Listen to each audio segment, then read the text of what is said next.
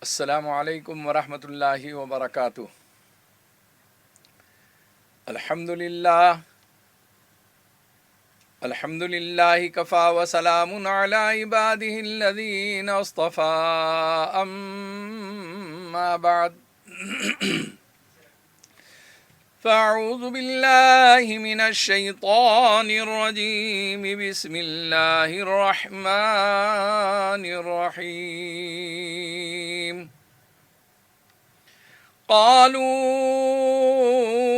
من فعل هذا بآلهتنا يا إبراهيم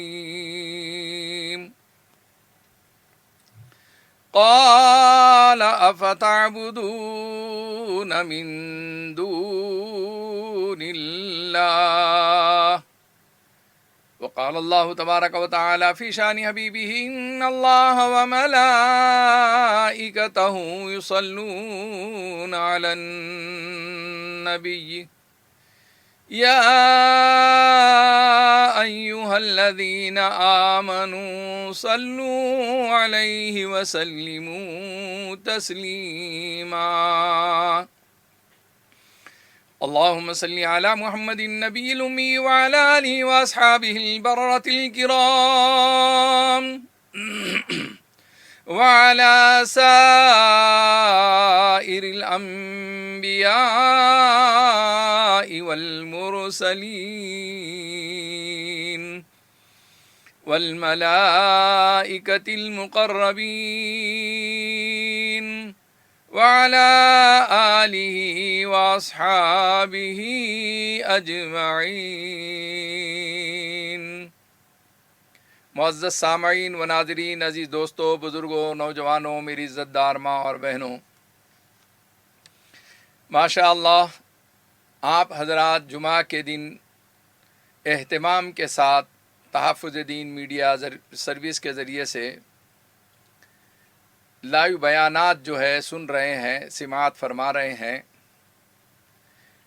آپ تمام قابل تعریف ہیں، قابل مبارکباد ہیں، جو اللہ اور اس کے رسول صلی اللہ علیہ وسلم کی باتوں کو سنتے ہیں، عمل کرتے ہیں، دوسروں تک کے پہنچانے کی کوشش کرتے ہیں۔ اللہ تعالیٰ آپ کی مساعی جمیلہ کو بے انتہا قبول فرمائے، اور جو اس کا نیک مقصد ہے اس کے اعتبار سے اللہ تعالیٰ اس میں کامیابی عطا فرمائے۔ میرے عزیز دوستو، بزرگوں اور نوجوانوں، حضرت ابراہیم علیہ السلام کی زندگی میں دعوت کے نئے نئے انداز آپ کو ملیں گے۔ سیرت ابراہیم آپ پڑھیے اور اس کا خوب مطالعہ کیجیے تو حضرت ابراہیم علیہ نبینا علیہ السلام نے جس انداز سے توحید کا پیغام مخالفین کے لیے، حاسدین کے لیے، دشمنان اسلام کے لیے دیا ہے، وہ ہمارے لیے قابل تقلید ہے، ایک نمونہ ہے، ایک اسوہ ہے۔ حضرت ابراہیم علیہ نبینا علیہ السلام کو اللہ تعالیٰ نے نبی بنا کر مبعوث فرمایا اور ایسی قوم کے اندر کام کے لیے بھیجا جو قوم جو ہے بتوں کی پوجا کیا کرتی تھی، جو ایک خدا کو نہیں مانا کرتی تھی۔ بعض وقت حضرت ابراہیم علیہ نبینا علیہ السلام نے علمی انداز میں ان کو دعوت فکر دی، بعض وقت حضرت ابراہیم علیہ نبینا علیہ السلام نے عقلی اعتبار سے کچھ میسج ان کو دیا اور دعوت فکر دی۔ حضرت ابراہیم علیہ نبینا علیہ السلام کی زندگی کا وہ پہلو جو آپ نے گزشتہ جمعہ میں ان کے والد کے ساتھ جس انداز سے انہوں نے دعوت دی ہے دین کی طرف، وحدانیت کی طرف، توحید کی طرف، وہ ایک پہلو تھا۔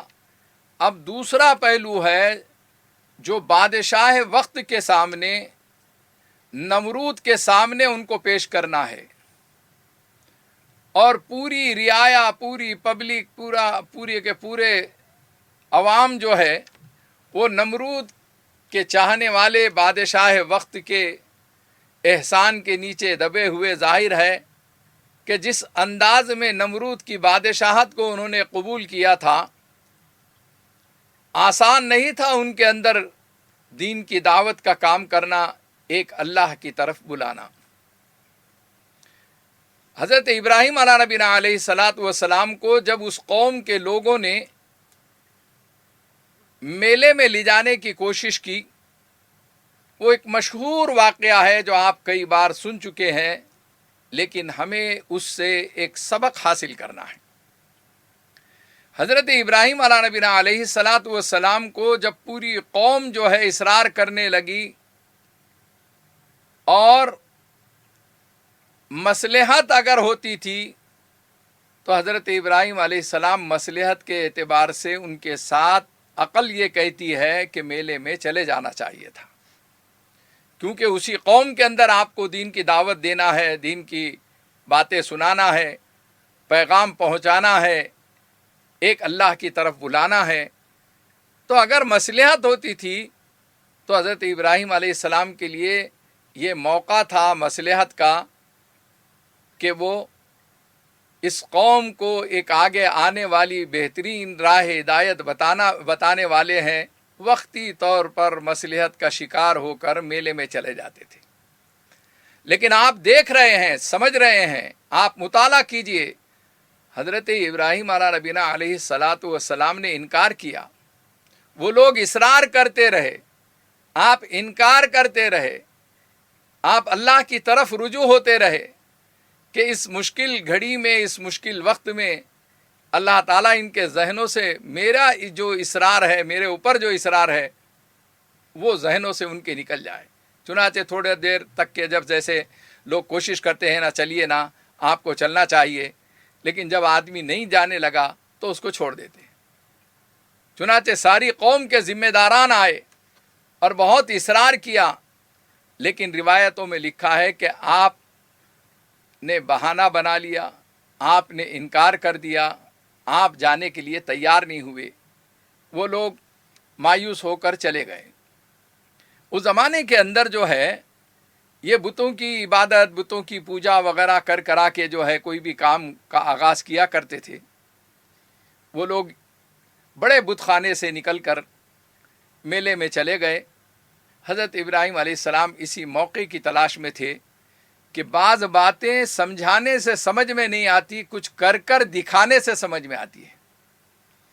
چنانچہ روایتوں میں آتا ہے، قرآن پاک اس کا شاہد ہے، قرآن میں تفصیل سے ان آیتوں کو پڑھیے آپ تو آپ کو محسوس ہوگا کہ حضرت ابراہیم علیہ السلام کو یہ بہت بہترین موقع، بہت بہترین وقت ملا۔ آپ نے اس بت خانے کے اندر جا کر کسی کا ہاتھ توڑا، کسی کا پیر توڑا، اور بڑے بت کے جو ہے گلے میں کلہاڑی لگا دی۔ اور حضرت ابراہیم علیہ نبینا علیہ الصلاۃ والسلام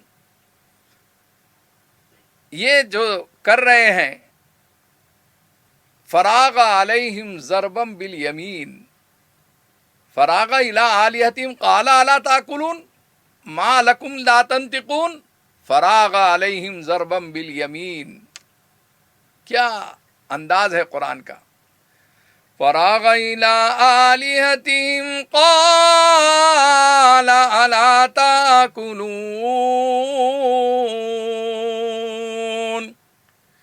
ما لکم لا تنطقون فراغ علیہم ضربا بالیمین۔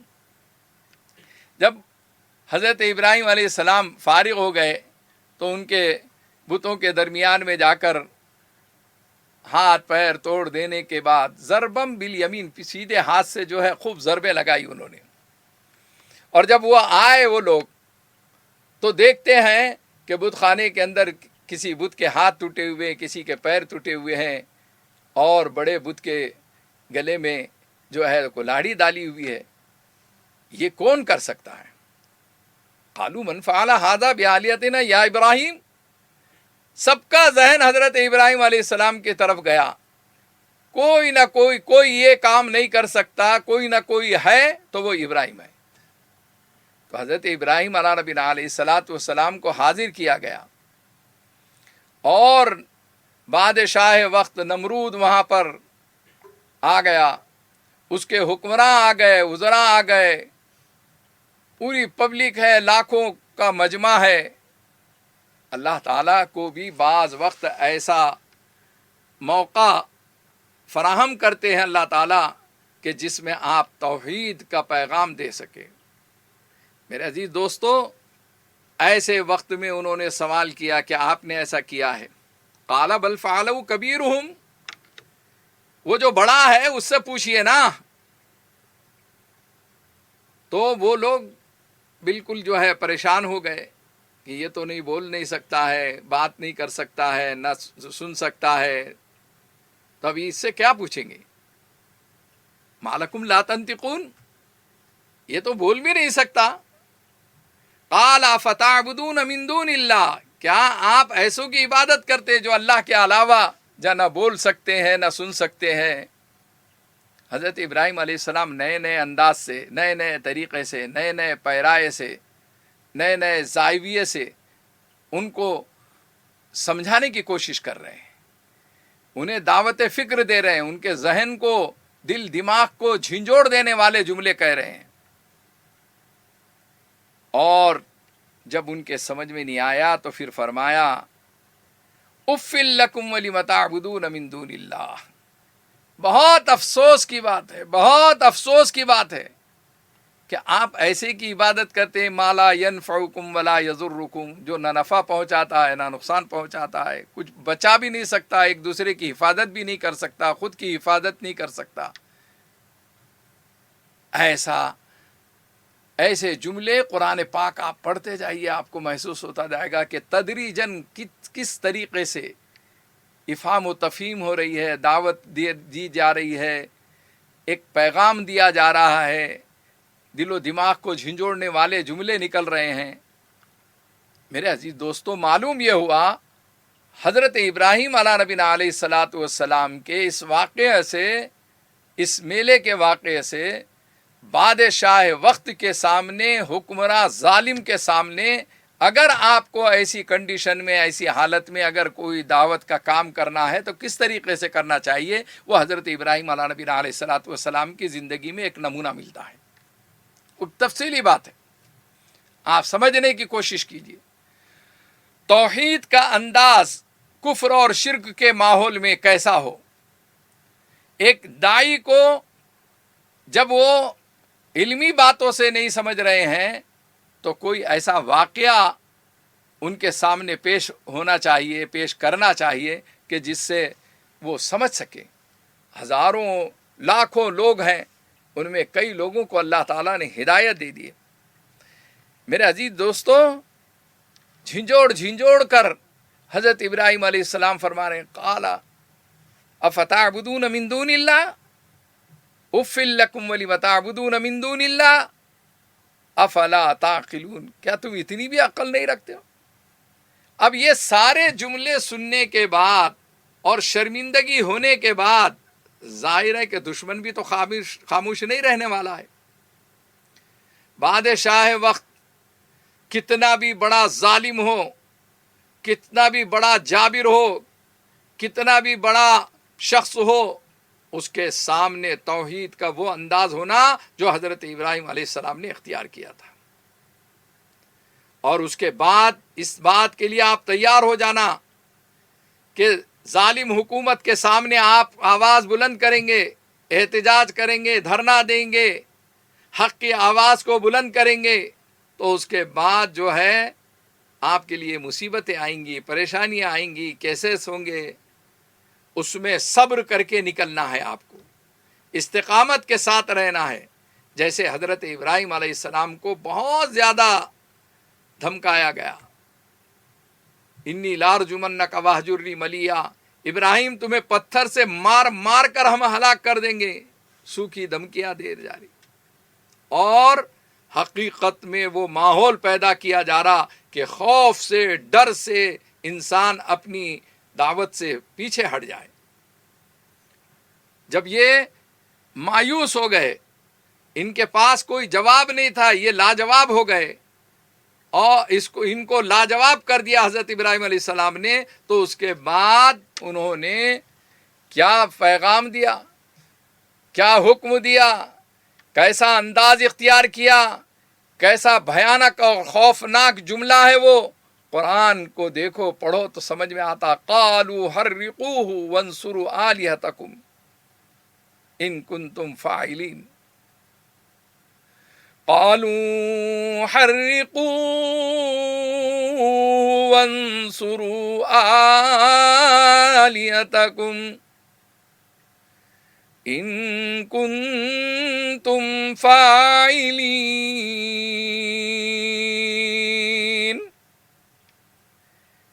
कैसा अंदाज है। वो कह रहे हैं कि जला दो इनको और अपने माबूदों को इससे महफूज कर लो। मेरे अजीज दोस्तों, अगर दुश्मन के आपको ऐसा महसूस करना है कि वो शिकस्त खा चुका है, तो उसके जुमलों पे गौर करना चाहिए। वो या तो सूखी धमकी देगा, डराने की और खौफ में मुब्तला करने के जुमले कहेगा, और कभी कभी अमली शक्ल भी पैदा कर देगा।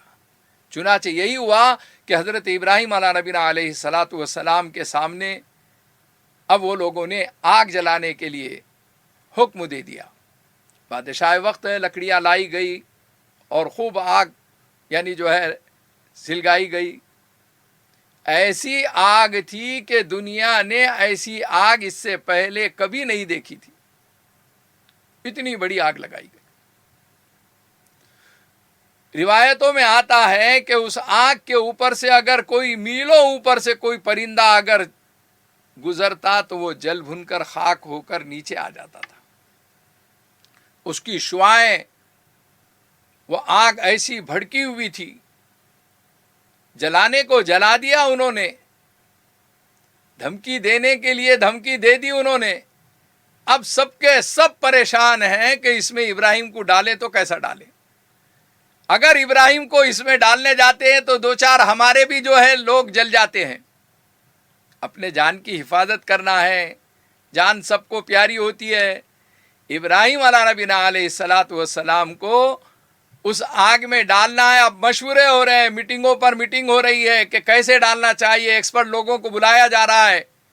चुनाचे उस ज़माने के अंदर किसी शख्स ने ये लुक़मा दिया, किसी ने मशवरा दिया कि इनको गुलेल के ज़रिए से, गोपन के ज़रिए से, हमारे पास जैसे बच्चे गुलेल खेलते हैं ना, तो उस ज़माने की ईजाद है ये। एक बड़ी लकड़ियों के दरमियान में बड़े बड़े जो है रबड़ इस्तेमाल किए गए कि एक इंसान को वो बर्दाश्त कर सके, और दूर से जो है उन्हें खींचकर फिर उस आग के अंदर डाल दिया गया। अब ये सब खुश हो रहे हैं कि अब इब्राहिम जलकर खाक हो जाएंगे, लेकिन इन नादानों को क्या मालूम था कि मारने वाले से बेहतर है बचाने वाला, जलाने वाले से बेहतर है उसको हिफाजत करने वाला। चुनाचे कुरान पाक गवाह है कि अल्लाह ताला ने उस आग को हुक्म दिया, कुलना या नारु कूनी बरदं व सलामन अला इब्राहीम, कुलना या नारु कूनी बरदं व सलामन अला इब्राहीम। अल्लाह ने आग को हुक्म दिया कि इब्राहिम के हक़ में गुले गुलजार बन जाओ, एयर कंडीशन बन जाओ। उनका बाल भी जल नहीं सका, बाल बेका नहीं हो सका, ज़रा सी भी गर्मी जो है उन्हें जला नहीं सकी। अल्लाह ताला ने आग को हुक्म दिया। मालूम ये हुआ, यहाँ हमें और एक सबक मिल रहा है कि आग भी अल्लाह के हुक्म की मोहताज है, पानी भी अल्लाह के हुक्म का मोहताज है। पानी डुबो नहीं सकता, आपको इसका यकीन होना चाहिए, जब तक कि अल्लाह का हुक्म ना हो। वही पानी है جو حضرت موسیٰ علیہ نبینا علیہ الصلاۃ والسلام کو اور ان کی قوم کو تیرا کر پار سمندر کے پار کرا دیا، اور وہی پانی ہے جو فرعون کو غرق کر دیا، ڈبا دیا اس کو اور اس کی قوم کو۔ تو پانی محتاج ہے اللہ کے حکم کا، ڈباؤں تو ڈباتا ہے، تیرا دوں تو تیرا دیتا ہے۔ اسی لیے کسی اللہ والوں نے پانی پر مصلی بچھا کر نماز بھی پڑھی ہے۔ اللہ کی طاقت، ایمان کی طاقت، اللہ پر ایمان اور عقیدہ مضبوط ہو تو آدمی سمندر کے اندر بھی جو ہے نماز پڑھ کر بتا سکتا ہے، پانی پر بھی مصلی بچھا کر نماز ادا کر سکتا ہے۔ دنیا کو ثابت کر دیا ہے کہ یہ پانی بھی اللہ کے حکم کا محتاج ہے، یہ آگ بھی اللہ کے حکم کی محتاج ہے، یہ ہوا بھی اللہ کے حکم کی محتاج ہے۔ یہ ہوا، یہ پانی، یہ ساری چیزیں، آپ نے دیکھا کہ سمندر میں جو لہریں اٹھتی ہیں وہ سونامی کی شکل بھی اختیار کر سکتی ہے۔ لاکھوں کروڑوں لوگ برباد ہو گئے، غرقاب ہو گئے، اور بارش کا یہ موسم آیا۔ ہم محسوس کر رہے ہیں کہ ہندوستان کے کچھ علاقوں کے اندر ایسی طوفانی بارش ہو رہی ہے کہ لوگ بے گھر ہو رہے ہیں، لاکھوں گھر جو ہے سیلاب میں بہہ کر چلے جا رہے ہیں، مویشی جانور بہہ کر چلے جا رہے ہیں، لوگوں کی زندگیاں عذاب بن چکی ہے، مصیبت بن چکی ہے۔ اسی لیے آقائے مدینہ سرکار دو عالم محمد رسول اللہ صلی اللہ علیہ وسلم نے جو دعا مانگی ہے، اللہم اغثنی مغیثا، اور نافعا غیر نافع، عاجلا غیر عاجل، نفع والی بارش کو اللہ کے رسول صلی اللہ علیہ وسلم نے مانگا ہے۔ یہ بارش نفع والی بھی ہو سکتی ہے اور نقصان والی بھی ہو سکتی ہے۔ کسی شاعر نے کہا ہے، یہ دعا مانگی تھی یا رب کھیتیاں سیراب ہو، یہ دعا مانگی تھی یا رب کھیتیاں سیراب ہو، اس کا یہ مطلب نہ تھا گھر کے گھر ہی زیر آب ہو۔ اتنی بارش زیادہ ہو جائے تو گھر کے گھر ڈوب جاتے ہیں، زندگیاں مصیبتوں میں گزارنا پڑتا ہے، پریشانیوں میں بے گھر ہو جا رہے لوگ۔ تو میرے عزیز دوستو، یہ پانی محتاج ہے، یہ آگ محتاج ہے، یہ ہوا محتاج ہے، یہ کچھ نہیں کر سکتے۔ دنیا کی ہر چیز اللہ کے حکم کی محتاج ہے۔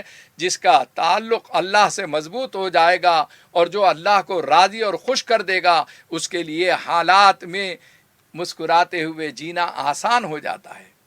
آج اس ملک کے حالات جو کچھ بھی ہیں، اس میں خوف کی ضرورت نہیں ہے، ڈرنے کی ضرورت نہیں ہے، بلکہ استقامت کے ساتھ اپنے ایمان اور عقیدے کی مضبوطی کے ساتھ دعوت اللہ کا کام کرنا ہے، دعوت دین کا کام کرنا ہے، دوسروں تک کے قرآن کے میسیج اور پیغام کو پہنچانا ہے۔ حضرت ابراہیم علیہ نبینا علیہ الصلاۃ والسلام کی زندگی میں بہت سارے توحید کے ایسے نمونے ملتے ہیں، دعوت کے ایسے نمونے ملتے ہیں کہ جس میں ہمیں اس دور کے اندر اس کو اپنانے سے جو ہے ہم بہترین نتیجہ لا سکتے ہیں، بہترین مقصد تک کے پہنچ سکتے ہیں۔ اللہ جل شانہ مجھے آپ تمام کو عمل کی توفیق عطا فرمائے۔ وآخر دعوانا ان الحمد للہ رب العالمین۔